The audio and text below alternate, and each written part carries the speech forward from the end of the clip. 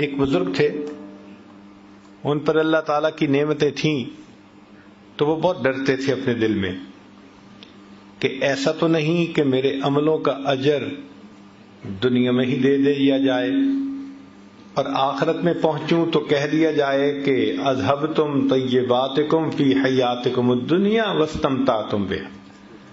تو جب نعمت ملتی وہ بڑا ڈرتے، جب نعمت ملتی بڑا گھبراتے، حتیٰ کہ دعا کرتے اللہ مجھے اور نہیں چاہیے دنیا میں، اور نہیں چاہیے۔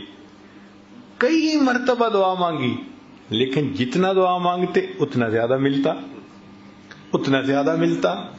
تو ایک مرتبہ یہ کہنے لگے اللہ جب میں آپ سے عرض کرتا ہوں کہ مجھے اور نہیں چاہیے، آپ مجھے کیوں نعمتوں سے نوازتے ہیں؟